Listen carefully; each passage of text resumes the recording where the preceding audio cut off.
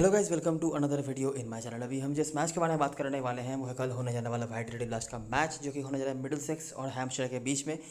आज वाले मैच की अगर हम बात करें, इस मैच की एनालिसिस स्टार्ट करने से पहले, जो कि ग्लॉस्टरशायर और केंट के बीच में हुआ था, बहुत बढ़िया गया था। और अगर आपने छोटी मोटी चेंजेस भी करी होंगी तब भी मुझे लगता है आपका ग्रैंड लीग बहुत बढ़िया गया होगा। सारे प्रेडिक्शंस हमारे सही थे, कैप्टन वाइस कैप्टन भी क्रिस्टल क्लियर था। मैंने बोला था कि डेविड पेन लास्ट 2 मैच से विकेटलेस गए हैं और अभी उनका एक बड़ा मैच आना बाकी है, तो वो हमारे लिए वाइस कैप्टन तो थे ही स्मॉल लीग में। अगर आपने थोड़ा अलग किया होगा तो कैप्टन भी अगर आपने बनाई होगी बड़ी लीग में तब और भी अच्छा रहा होगा। नेथन गिलक्रिस्ट सबसे बड़े पंट निकल के आए इस मैच में, जिनको कोई भी नहीं ले रहे थे स्मॉल लीग में। वो भी हमारे लिए कैलकुलेशंस में थे। स्मॉल लीग में मैं भी नहीं लिया था, लेकिन अगर आपने रिस्क लिया होगा तो आपने लिया होगा, और बड़ी लीग में तो डेफिनेटली आपने ट्राई करा ही होगा। बाकी सारी चीज़ें सही थी। बहुत लोग लीडिंग को लेके आ रहे थे, बहुत लोग रॉजर्स को लेके आ रहे थे, लेकिन हमने कोई भी एक्स्ट्रा रिस्क नहीं लिया। सारी चीज़ें सही थी। मैंने ब्रेसी को लिया था, ब्रेसी ने कुछ खास किया नहीं रन बनाने के चक्कर में। मतलब सिचुएशन ऐसा आ गया था कि 7 रन बनाने थे ग्लॉस्टरशायर को बिना कोई विकेट खोए। वहाँ पे उन्होंने एक विकेट खो दिया तो प्रेशर बन गया, और उस प्रेशर के चलते दूसरा विकेट भी उन्होंने खो दिया। तो बहुत ही ड्रामा वाला मैच था। 1-2 ओवर का जो मैच हुआ था बारिश के बाद, उसमें वो चीज़ें हुई थी, और इसीलिए ब्रेसी का भी विकेट चला गया। लेकिन जो भी हो, हमारे लिए स्मॉल लीग अच्छा गया, वही सबसे बड़ी बात है। स्टार्ट करते हैं इस मैच की एनालिसिस। ये फिक्सचर एक टाइम पे जब मिडिलसेक्स की टीम थोड़ी बहुत फाइटिंग कर भी लेती थी, तब ये मिडिलसेक्स की टीम आगे होती थी, ठीक है। लेकिन रिसेंट टाइम्स में ऑब्वियसली आप समझ सकते हो मिडिलसेक्स की टीम बहुत डाउनफॉल हो चुकी है, उनका परफॉर्मेंस बहुत नीचे किया गया है। तो इसीलिए ये फिक्सचर भी वही रिफ्लेक्ट करेगा, और यहाँ पे मिडिलसेक्स पीछे भी हो चुकी है। ये मैच होने जा रहा है रेडलेट क्रिकेट क्लब में, जो या किसी और नाम से भी आप इसको देख सकते हैं, लेकिन ओवरऑल रेडलेट में होने जा रहा है मैच। जहाँ पे कम मैचेस होते हैं मिडिलसेक्स के। लॉर्ड्स के बाहर इधर ही वो मैच खेलते हैं। 1 से 3, मतलब एक मैच कभी कभी होता है कुछ सीजनों में, और कभी कभी 3 मैचेस होते हैं।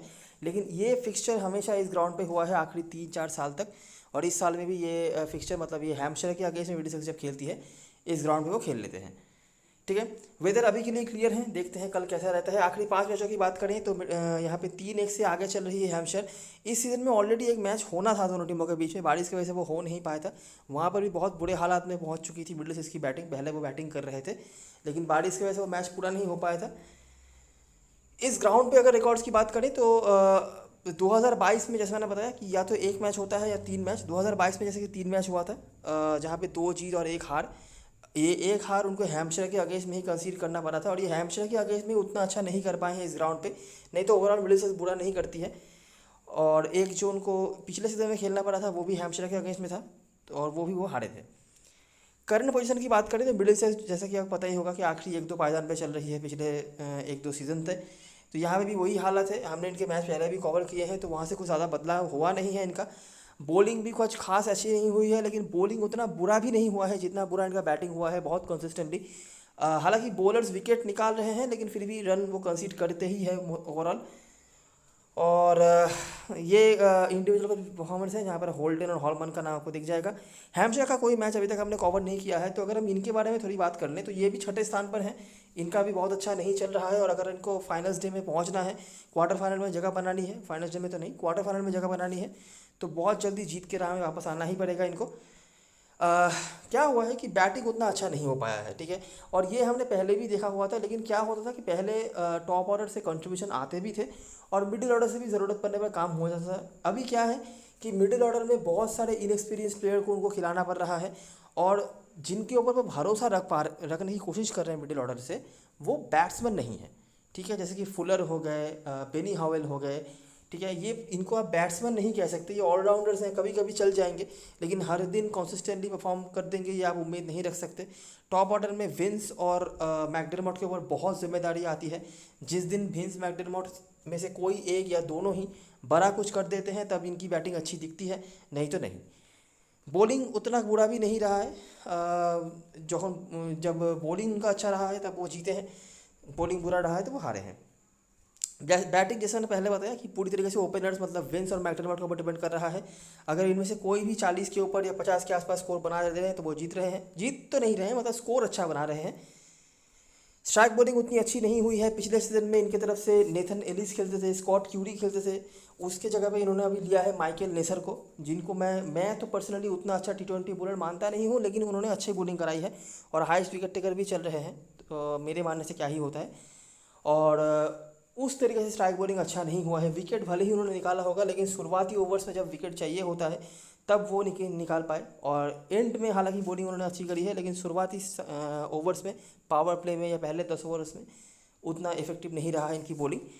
इंडिविजुअल परफॉर्मर्स की बात करें तो वेदरली अभी हाईएस्ट स्कोरर चल रहे हैं, मतलब विंस और मैकडरमोट के बाद यही सबसे इंपॉर्टेंट बैट्समैन होते थे, तो इनका नंबर आ गया है। अगर हम रन स्कोरर्स की बात करें तो विंस और मैकडरमोट का नाम नहीं है। हालांकि आगे थ्रू आउट द वीडियो जब हम बातें करेंगे तब ये दोनों नाम आपको बहुत देखने मिलेंगे, विंस और मैकडरमोट। विकेट्स में माइकल नेसर का नाम है। तो ये थोड़ा प्रीव्यू है दोनों टीमों का, क्या चल रहा है नहीं चल रहा है। अभी आ जाते हैं और देखते हैं जब ये दोनों टीमें आमने सामने हुई हैं तो हमें क्या देखने मिल रहा है। मैं बिल्कुल समरी पे आ जाता हूँ और वहाँ पे उसके बाद मैचेस समझाने की कोशिश करता हूँ। समरी अपने को क्या देखने मिल रहा है कि more than average scoring fixture है, मतलब यहाँ पे रन्स बन रहे हैं। अगर आप देखोगे तो मोर देन एवरेज मतलब यही होता है कि 160 170 के ऊपर रन बन रहे हैं ऑन एवरेज। चेजिंग टीम यहाँ पर आगे चल रही है 3-2 से आखिरी 5 मैचेस में। हैम्पशायर के टॉप 3 का यहाँ पे बहुत बड़ा रोल आया है। अभी मैंने आपको बताया कि विंस और मैकडरमोट का नाम आपको आगे देखने मिलेगा और भी देखने मिलेगा, लेकिन अभी के लिए ये समझ के रखो कि टॉप 3 जो हैम्पशायर की तरफ से खेल रहे हैं उनका बहुत बड़ा रोल आ रहा है, और इसके वजह से हैम्पशायर इस फिक्सचर में आगे भी है। For Middlesex much contribution needed here for middle to lower order, मतलब मिडिल सिक्स की तरफ से ऐसा कोई टॉप ऑर्डर से कंट्रीब्यूशन उतना नहीं है जितना मिडिल ऑर्डर से आया है। हैम्पशायर की तरफ से उतना ज़रूरत नहीं पड़ा है मिडिल ऑर्डर से कॉन्ट्रीब्यूशन की। क्यों नहीं पड़ा है वो आगे हम देखेंगे। ऑलमोस्ट 10 विकेट्स पर मैच यहाँ पे गिर रहे हैं, मतलब कम है, ठीक है, मतलब दोनों इनिंग्स मिलाकर 10 विकेट्स के औसत से विकेट गिर रहे हैं, मतलब कम ही गिर रहे हैं। और स्पेशली मिडिल सीज की बॉलिंग यहाँ पे काफ़ी ख़राब रही है। एक आध मैच में कुछ परफॉर्मेंस आपको देखने मिल भी जाए, लेकिन ऑन एन एवरेज इनका परफॉर्मेंस बॉलिंग से काफ़ी ख़राब रहा है, ठीक है। देखते हैं क्या हो रहा है। और इस मैच में हमारे पास रेड ब्लेड के मैचेस भी होंगे जहाँ पे कल का मैच होने जा रहा है, तो हम उसके बारे में बात कर सकते हैं। देखते हैं क्या है। तो देखो पहले मैच में देखो हैम्पशायर ने बनाया 215 रन, ये रेड लाइट में हुआ था, वो मैं बाद में दिखाता हूँ। पहले ये देखो 215 रन बने। विंस वेदरली यहाँ पे डार्सी शॉट खेल रहे थे, जो ओपनिंग कर रहे थे, तो टॉप 3 हो गए विंस वेदरली डार्सी शॉट नहीं है अभी। ब्लेक कलन, इस नाम को थोड़ा नोटिस करना, एक तरफ से ब्लेक कलन और दूसरी तरफ से ब्रैट व्हील, इन दोनों नामों को थोड़ा नोटिस करना। ये दोनों उतने ज़्यादा मैचेस तो नहीं खेले हैं, लेकिन जब भी खेला है इन्होंने कुछ ना कुछ किया है, ठीक है। मिडिलसेक्स ने चेज कर लिया था इस मैच में, और क्रैकरेल का यहाँ पे स्कोर था। क्रैकरेल को पता नहीं क्यों नहीं खिला रही team, one of the experience players हैं और ये अपने दिन पे काफ़ी बड़ा इनिंग्स खेलने की एबिलिटी रखते हैं, स्पेशली इस ग्राउंड पे इनके रिकॉर्ड्स काफ़ी अच्छे हैं, लेकिन पता नहीं इनको क्यों नहीं खिला रही। और व्हील का यहाँ पर 1 विकेट था। यही लास्ट मैच है आखिरी 5 में मेरे ख्याल से जहाँ पर मिडिलसेक्स जीती है। नहीं, ये आखिरी 5 में नहीं आता, आखिरी 5 में ये मैच आता है। यहाँ पे 163 बना था, हैम्पशायर चेज नहीं कर पाए थे और ये 14 विकेट भी गिरा था। यहाँ पे ही मेरे ख्याल से आखिरी 5 में सबसे ज़्यादा विकेट गिरा है। होल्डन और डेविस मिडिल ऑर्डर से स्कोरर्स हैं, बाकी व्हील का आपको 3 विकेट देखने मिल जाता है बॉलिंग फर्स्ट में वुड और डॉसन के साथ। वुड भी काफ़ी कंसिस्टेंट रहे हैं, एक आध करके विकेट्स निकाले हैं उन्होंने। हैम्पशायर की तरफ से अगर आप नोटिस करोगे, देखो टॉप 3 में से 2 प्लेयर्स के स्कोर्स हैं, मैकडरमोट और विंस। मैकडरमोट का स्पेशली आपको देखने मिल जाएगा कि जब से ये खेलने आए हैं, ये 2 साल से ही खेल रहे हैं, इन्होंने हमेशा रन बनाए हैं मिडिल के अगेंस्ट में। विंस चेज बेहतर किया है, बैटिंग फर्स्ट में उनके रन्स नहीं है। ये वाले मैच में विंस ने 31 बनाया था, यही मेरे ख्याल से रिसेंट टाइम्स में बैटिंग फर्स्ट में उनका हाई स्कोर है। नहीं तो चेज उन्होंने बेहतर किया है, लेकिन मैकडरमोट काफ़ी कंसिस्टेंट रहे हैं। यहाँ पे हॉलमन थे और एंडरसन कलन का यहाँ पे भी 1 विकेट था, और व्हील का 3 विकेट, जो 2 बॉलर्स का नाम बताया, बाकी हॉलमन का यहाँ पर आया है। अगला मैच ये भी रेड लाइट में हुआ, मिडिल सेक्स ने यहाँ पर थोड़ा कम स्कोर बनाया था। देखो मिडिल ऑर्डर से कॉन्ट्रीब्यूशन आए हैं, स्पेशली डेविस का नाम को यहाँ पे काफ़ी बार देख रहा होगा। ये स्पेशली चेज अच्छा करते हैं, लेकिन बैटिंग फर्स्ट में इनके थोड़े स्कोर्स हैं होल्डन के साथ। डॉसन, व्हील, फुलर, ये सबके विकेट से हैम्पशायर ने बहुत बड़े मार्जिन से जीत हासिल कर लिया, 12 ओवर में रन चेज कर लिया। टॉप 3 की ज़रूरत भी नहीं पड़ी। विंस और मैकडरमोट ने यहाँ पे काम तमाम कर दिया। मैकडरमोट हाईएस्ट रन स्कोरर थे, जैसे मैंने बताया, ये ओपोनेंट को काफ़ी पसंद है, और विंस ने चेज करके रन बना दिया। लेकिन अगर आप रनों को देखोगे, देखो रन इतना कम भी नहीं है, 142 था, मतलब बहुत ज़्यादा भी नहीं लेकिन कम भी नहीं है। यहाँ पे 171 बनाया था मिडिल सेक्स ने, एस्किनाजी और नीचे से हिगिंस, वुड और फुलर के विकेट से। हैम्पशायर ने वापस से देखो सिर्फ 2 विकेट खोकर यहाँ पे रन चेज कर लिया विंस, मैकडरमोट, और नंबर 3 पे आए थे प्रेस्ट, उन्होंने रन बना दिया। लास्ट मैच जो हुआ था रेड लाइट में हुआ था, हैम्पशायर ने बना था 164। देखो बैटिंग फर्स्ट हुआ तो रन नहीं है, विंस का, लेकिन 3 नंबर पर आए थे एल्बर्ट, उन्होंने रन बनाया, ठीक है। बाकी मैकडरमोट बैटिंग फर्स्ट करवा लो, बैटिंग सेकंड करवा लो, ये काफ़ी अच्छा करते हैं। और ये कलन का 1 विकेट था, बाकी ये कुछ बॉलर से मिडिल सेक्स चेज नहीं कर पाई। होल्डन और नीचे से हिगिंस के भी कुछ अच्छे परफॉर्मेंसेज रहे हैं इस फिक्चर में, जब से वो आए हैं इस टीम में। टर्नर, वुड और डॉसन के परफॉर्मेंस रहे हैं। तो जो आप नोटिस कर सकते हो, बहुत कम स्कोर यहाँ पे नहीं बने हैं। 142 ही मेरे ख्याल से आखिरी 5 में, हाँ 142 यही मैच जो था ये कम स्कोर है, इससे कम नहीं बने हैं। हमने काफ़ी फिक्चर्स देखे हैं, ये लास्ट वाला है जो हमने एक मैच कवर किया था ग्लॉस्टरशायर और केंट का, हमने बैटिंग कोलैप्स होते हुए भी देखा है। तो यहाँ पर ऐसा मामला तो नहीं है, तो एवरेज से ज़्यादा ही यहाँ पर रन बन रहे हैं, 200 के पार भी पहुँचा है, 170 के ऊपर पहुँचा है। तो Middlesex as a batting side तो ठीक ठाक कर रही है, मतलब उनकी तरफ से स्कोर्स हमें देखने मिल रहे हैं। और जब उन्होंने बॉलिंग फर्स्ट करी है, तब डेथ ओवर में हो या कैसे हो, उन्होंने विकेट्स भी निकाले हैं। लेकिन जब बात डिफेंड करने की आई है, तो मिडिल सेक्स का कोई अता पता नहीं है। नोटिस करो, ये जो पहले के 2 मैचेस वो जीते थे ना, ये दोनों ही मैच में से ये मैच उन्होंने डिफेंड किया था, ठीक है, जहाँ पर हॉलमन और टी.आर. जोन्स ने बॉलिंग से लीड किया था और इधर उन्होंने चेस किया था, बराबर।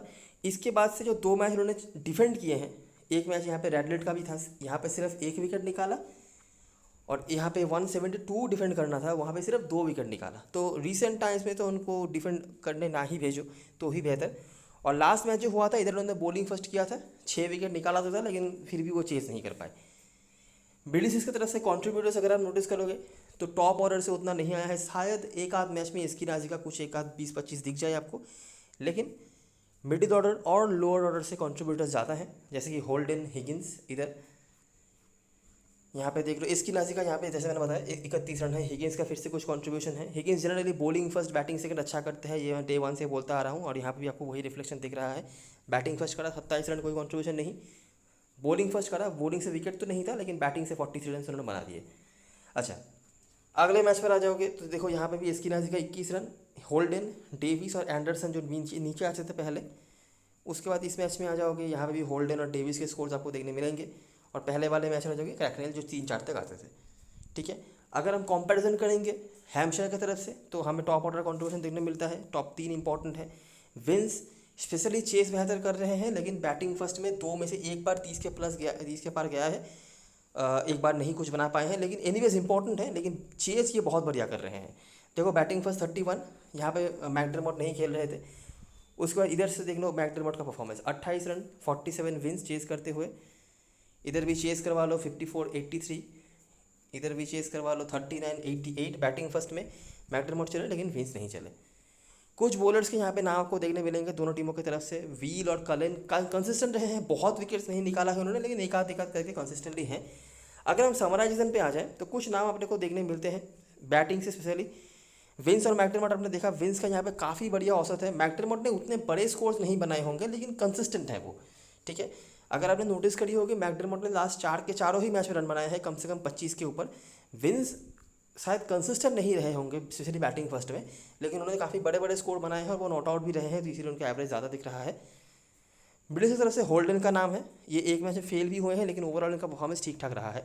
और भी कुछ प्लेयर्स रहे होंगे, लेकिन ये इनका नाम है। अभी आ जाते हैं ग्राउंड के बारे में बात करने के लिए।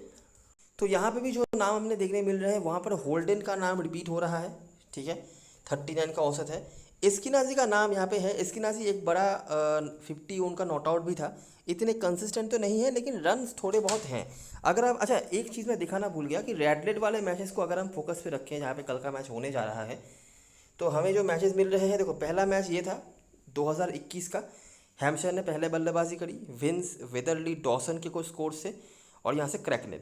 बाकी एक आध विकेट था कुलन और व्हील का, जहाँ पे विलियम्स ने चेस भी कर लिया था। तो हाई स्कोरिंग एनकाउंटर था, लास्ट ओवर तक मैच गया था, और ये कुछ परफॉर्मेंस से। अगला मैच जो था रेडलेट का, ये सेकेंड लास्ट सीजन का था। इस बार मिडिल ने पहले बल्लेबाजी करी, और Eskinazi, Holden, Davis, Anderson contribution थे। व्हील इधर भी 1 विकेट था, लेकिन डॉसन का 1 विकेट। डॉसन ने उधर बैटिंग से कंट्रीब्यूट किया था, इधर बॉलिंग से। हालांकि इस ग्राउंड पे उतना ज़्यादा स्पिनर्स के लिए कुछ नहीं है, लेकिन डॉसन ने यहाँ पे 3 विकेट निकाले थे। और विंस का यहाँ पे भी स्कोर था 54 नॉट आउट। इधर 31 था उनका बैटिंग फर्स्ट करते हुए, इधर बैटिंग सेकंड करते हुए 54 था, और मैकडरमोट के स्कोर थे। और लास्ट मैच जो हुआ था इस ग्राउंड पे पिछले सीजन में, इधर भी मैकडरमोट ने बैटिंग फर्स्ट करके रन बनाया। तो मैकडरमोट को ये पसंद आ रहा है, ठीक है। 2 मैच उन्होंने खेला है, एक में 83, एक में 47। बाकी हॉलमन, इधर 2 विकेट था, इधर 1 विकेट, और पहले वाले मैच पर भी 3 विकेट। तो ये भी विकेटलेस नहीं जा रहे हैं इस फिक्सचर में, इस ग्राउंड पे जो मैचेस हुए हैं। एनीवेज इंपॉर्टेंट तो हैं ही, तो उनके बारे में बात करने की ज़रूरत नहीं है। डे केयर से अगर खेलते हैं अगर, तो देख सकते हो ये दोनों 2 विकेट उन्होंने निकाले हैं, बाकी हेल्म और कलेन, और बाकी इधर से होल्डन, हिगिंस, ये कुछ परफॉर्मेंस है। डॉसन का 1 विकेट, डॉसन ने तीनों ही मैच में कुछ ना कुछ किया है, 1 विकेट हो या 20-25 रन हो, 3 विकेट भी निकाला है, और टर्नर के 3 विकेट्स, ठीक है। और इधर भी 164 बना था, हैम्पशायर ने मिडिलसेक्स चेज नहीं कर पाई थी। तो 3 मैचेस यहाँ पर हुए हैं, मोर देन एवरेज टोटल बना है। हालांकि 2 जो कम स्कोर्स हैं वो इसी ग्राउंड पे बने हैं, कंपैरेटिवली कम स्कोर, और लेकिन हाईएस्ट स्कोर भी जो है इस फिक्सचर का वो भी इसी ग्राउंड पे बना है। तो थोड़ा फ्लक्चुएशन तो है, ऐसा कंसिस्टेंट नहीं है कुछ भी, बट लेकिन ऐसे मैचेस यहाँ पे गए हैं। अच्छा, बाकी अगर हम ग्राउंड के बारे में बात कर रहे थे, तो ये नाम हमें देखने मिलते हैं, एस्किनाजी, होल्डन और क्रैकनेल। क्रैकनेल अच्छा करते हैं इस ग्राउंड पे, इनके बड़े स्कोर्स भी आए हैं, 77 एक है, 67 का एक स्कोर है, लेकिन उनको खिलाया नहीं जा रहा, पता नहीं क्यों। बॉलिंग पे हॉलमन का नाम आपने देखा, इन्होंने जो लास्ट 3 मैचेस खेले हैं इस ग्राउंड पे, इस टीम के अगेंस्ट में वो विकेटलेस नहीं गए हैं, एनीवेज इंपॉर्टेंट तो हैं। और एंडरसन, इनके भी थोड़े बहुत परफॉर्मेंसेज हैं, लेकिन आप एवरेज देख के समझ सकते हो, ये एवरेज का मतलब यही है कि 20 रन दे के 1 विकेट, 25 रन दे के 1 विकेट, 2 विकेट निकालना पड़े तो 40 रन 50 रन देना पड़ेगा। तो ऐसी बातें हैं, ठीक है। तो ये कुछ इंडिविजुअल्स हैं जो हमें ग्राउंड से देखने मिलते हैं। बाकी अगर हम ग्राउंड में मैचेस की बात करें, तो हम पहले समराइजन पे आ जाते हैं, उसके बाद बातें करते हैं। समराइजन पे क्या देखने मिल रहा है कि हाई स्कोरिंग वेन्यू है। हेड टू हेड में मैंने क्या देखा था कि इस फिक्सचर का हाईएस्ट स्कोर जो है आखिरी 5 में या आखिरी 6 में, वो इस ग्राउंड पे बना है। और बाकी भी जो कम स्कोर बने हैं वो भी बहुत कम नहीं है, 140 के ऊपर ही स्कोर्स हैं। और यहाँ पे बाकी जो मैचेस हुए होंगे हैम्पशायर वाले मैचेस के अलावा, मिडिलसेक्स ने जो बाकी मैचेस खेले होंगे किसी और टीम्स के अगेंस्ट में, वहाँ पे शायद और रन बने होंगे, वो हम देखते हैं आगे। चेजिंग टीम इधर भी आगे चल रही है 3-2 से, हेड टू हेड में भी हमने ऐसा देखा था। पेसर्स और लेग स्पिनर्स का नाम है, हॉलमन हमने लेग स्पिनर के रूप में देखा, बाकी पेसर्स का भी हमने थोड़ा बहुत नाम देखा है, एंडरसन जैसे कि for example. Middlesex only could not beat Hampshire here in last 3 season, जैसे मैंने ऊपर ही बताया कि हैम्पशायर को वो हरा नहीं पाते हैं। 3 सीजनों की बात हो रही है, उसके पहले उन्होंने हराया था एक बार। They could not even scored much run against them. और आपने देखा, जैसे मैंने अभी अभी बताया कि ये ग्राउंड पे रन्स बनते हैं, लेकिन सिर्फ हैम्पशायर वाले मैचेस में जहाँ पे मिडिलसेक्स ने पहले बल्लेबाजी करी, देख लो, जैसे लास्ट मैच हुआ, इधर मिडिलसेक्स 159 पर रुक गई गाड़ी उनकी, इधर उन्होंने बैट फर्स्ट करा, 142 पर रुक गई गाड़ी उनकी। तो सिर्फ हैम्पशायर के अगेंस्ट में उनकी नहीं चलती है, लेकिन बाकी इस ग्राउंड पे रन्स बनते भी हैं और मिडिलसेक्स रन बनाती भी है। देखते हैं। तो देखो यहाँ पे ग्लैमर के जो मैच था 170 का स्कोर था, और कितनी आराम से उन्होंने चेस कर लिया। यही एस्किनाजी का बड़ा स्कोर यहाँ पे आया था, हेल्म और पेसर्स का अपर हैंड था।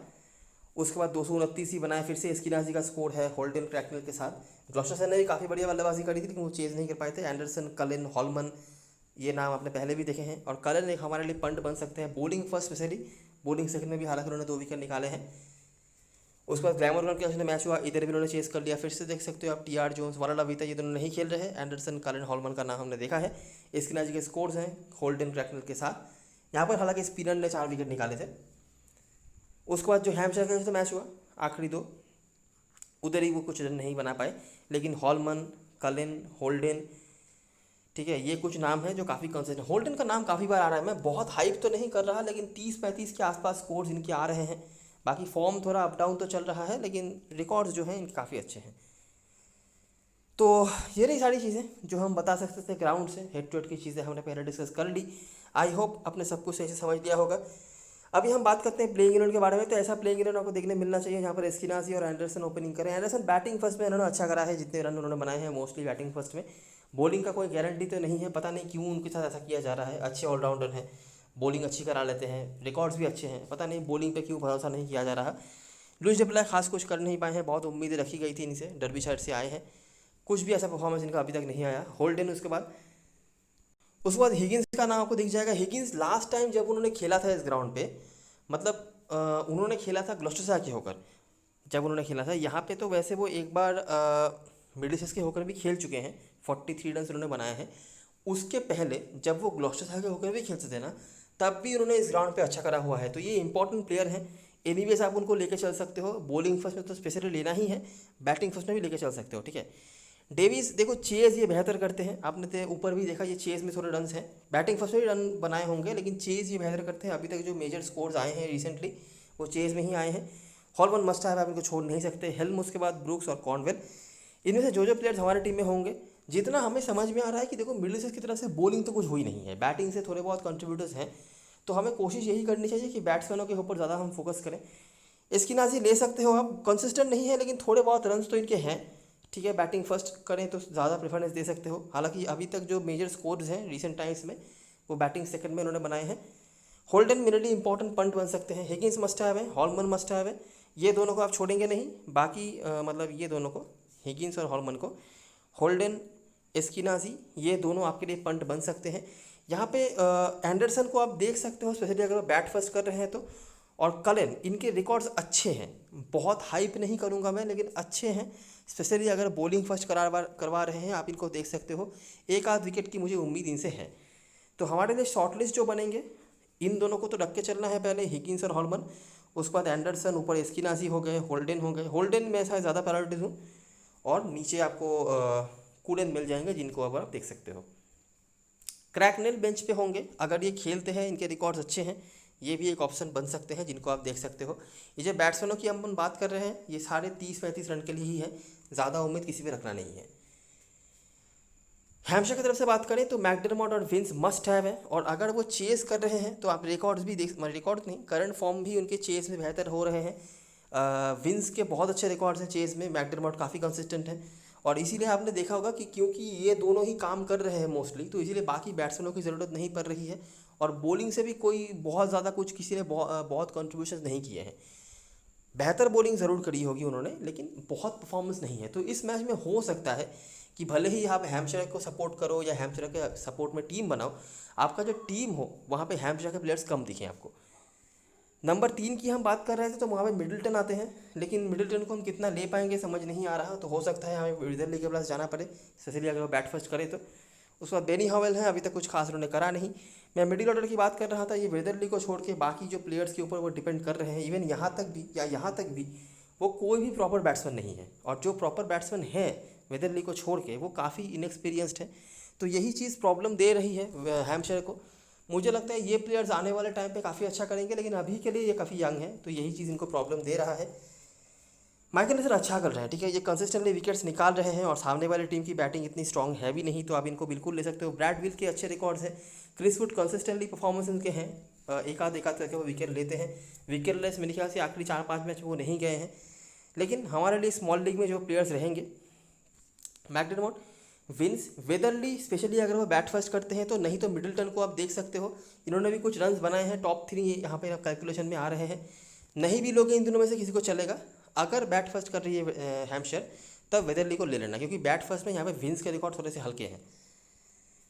उसके बाद डॉसन को ले लेना, इनके रिकॉर्ड्स अच्छे चल रहे हैं, बैटिंग से भी थोड़े बहुत कॉन्ट्रीब्यूशंस हैं। माइकल लेसर, फुलर, ये कंसिस्टेंटली कुछ ना कुछ परफॉर्म कर रहे हैं, और बॉलिंग भी प्रॉपर करा रहे हैं इसीलिए।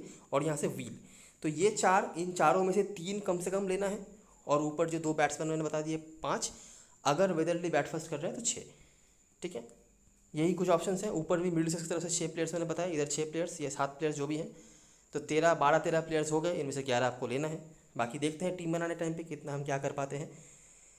कैप्टन मसलन चॉइस की बात करें तो मैकडरमॉट, नेसर के आसपास लोग जा सकते हैं। रिस्की में विंस और फुलर हैं, और बहुत ज़्यादा रिस्क लेना है तो वुड और व्हील जैसे ऑप्शन होंगे। व्हील स्पेशली ये काफ़ी अच्छा रिकॉर्ड होल्ड करते हैं, विकेटलेस नहीं गए हैं आखिरी कुछ मैचेस में इस फिक्चर में। ब्रिटिश की तरफ से हॉलमन सबसे कंसिस्टेंट प्लेयर रहे हैं, और सारे रिकॉर्ड इनके सपोर्ट में हैं। ब्रिटिश की तरफ से जेनुइनली अगर आप जो कैप्टन बनाना चाहते हो तो हॉलमन एक ऑप्शन है। एंडरसन अगर बॉलिंग कर लेते तो अच्छे ऑप्शन बनते, रिकॉर्ड्स इनके सपोर्ट में है। बैटिंग फर्स्ट करें तो ले के चल सकते हो। उसके बाद एस्किनाजी और होल्डन। रिस्की में क्रैकनेल अगर खेलते हैं तो उनको देख लेना, और कलेन, इनके कंसिस्टेंट परफॉर्मेंसेज हैं। एक आध विकेट की ही बात हो रही है, लेकिन कंसिस्टेंटली ये कुछ ना कुछ पॉइंट देखे जा रहे हैं। अभी के लिए मैंने ऐसा स्ट्रक्चर बनाया है ये 8 प्लेयर्स का, ठीक है। मैं शायद मिडिल सेक्स की तरफ से ज़्यादा बैटिंग ऑप्शंस की तरफ ज़्यादा जाऊँ। मैं ऐसा नहीं कह रहा कि यहाँ पे बहुत रन्स बनेंगे ये वो, लेकिन आपने देखा बॉलिंग परफॉर्मेंस उतना कुछ खास किसी का है नहीं। एक आध विकेट अगर कोई ले भी मुझे दिक्कत नहीं होगा इस स्ट्रक्चर से। मेरे लिए जो ऑप्शंस हैं पंट की, डेविस एक ऑप्शन है, स्पेशली अगर चेस कर रहे हैं तो।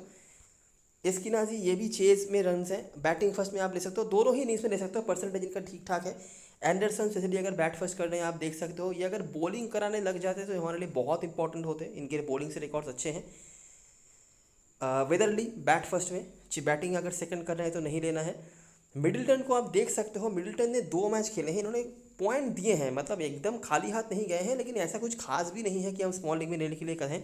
तो मिडिल ऑर्डर को मैं स्मॉल लीग में अभी भी नहीं कह रहा लेने के लिए, लेकिन अगर कैलकुलेशंस की माने तो टॉप 3 में ये आते हैं, ठीक है। तो इसीलिए इनका इंपॉर्टेंस थोड़ा हो सकता है। ऑलराउंडर में ये 5 को ही लोग ले रहे हैं, हम भी ले लेंगे, ठीक है। और कुछ यहाँ पे खास नहीं है। बॉलरों में से लोग वुड के साथ जा रहे हैं और हेल्म के साथ, दोनों ही बेहतर हैं बॉलिंग फर्स्ट में। वुड थोड़ी सी बैटिंग भी कर लेते हैं अगर आपको नहीं पता है तो, लेकिन मैं जिन दोनों बॉलर्स के साथ जाना पसंद करूँगा वो है कलिन और यहाँ से व्हील। ये दोनों काफ़ी कंसिस्टेंट रहे हैं, और अगर आप नोटिस कर रहे होंगे तो देखो ऑलरेडी ये स्ट्रक्चर बन चुका है। ये यहाँ पे शायद मैं दोनों बॉलर्स नहीं भी लूँ, एक बॉलर लूँ और एक्स्ट्रा बैट्समैन ऐड कर लूँ, तो वो भी मैं कर सकता हूँ। वो लाइन आने बात अपन देख लेंगे। अगर कोई बहुत परसेंटेज वाला बॉलर बहुत ज़्यादा कुछ नहीं कर जाता है तो मुझे लगता नहीं कि ये स्ट्रक्चर बहुत गलत होगा। मैं ये नहीं कह रहा कि मिडिल सेंस जीत जाएगी ये वो, लेकिन मेरा ऐसा मानना है कि मिडिल सेंस अगर हार भी जाती है तब भी वो बहुत ज़्यादा विकेट्स नहीं खोएंगे। 5-6 विकेट शायद खोएं, एक आध बॉलर एक आध विकेट ले या कोई 1-2 विकेट ले, उससे मुझे दिक्कत नहीं होगा अगर मेरे सारे पंड्स जो बैट्समैन हैं 30-35 करके रन बना के दे दें। कैप्टन वाइस कैप्टन चॉइस की बात करें तो देखो क्रिस्टल क्लियर ये दोनों ओपनर्स होने चाहिए। इनका फॉर्म थोड़ा अप डाउन चल रहा है, अगर ये चेस कर रहे हैं मैं बिल्कुल इनको कैप्टन वाइस कैप्टन बना दूंगा। बहुत रिस्की होगा लेकिन मेरे पॉइंट्स हैं। अगर बैट फर्स्ट कर रही है हैम्पशायर तब भी हम मैकडर्मट को तो वाइस कैप्टन या कैप्टन बना ही सकते हैं, लेकिन रिस्क सब रह जाएगा। सेफेस्ट ऑप्शन आपके लिए होगा हॉलमन। रिगार्डलेस ऑफ टॉस आप इनको कैप्टन बना सकते हो।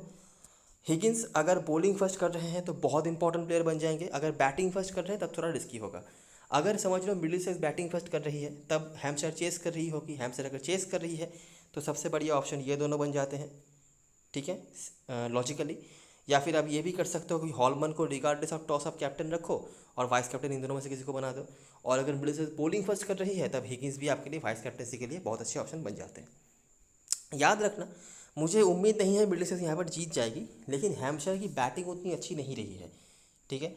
तो एक आध बॉलर एक्स्ट्रा ले सकते हो अगर मिडिलसेक्स पहले बॉलिंग करे तो, और चेजिंग टीम दोनों ही तरफ से मतलब हेड टू हेड में भी और ग्राउंड में भी थोड़ा आगे तो चल रही है। तो ये रही सारी चीज़ें और सारी एनालिसिस। अगर आपको वीडियो पसंद आई हो तो लाइक ज़रूर करना, सब्सक्राइब करना चैनल को, टेलीग्राम चैनल पे ज़रूर ज्वाइन हो जाना क्योंकि लास्ट मोमेंट पे सारी अपडेट्स उधर ही आने वाली है। तब तक के लिए best luck for this match and go for now.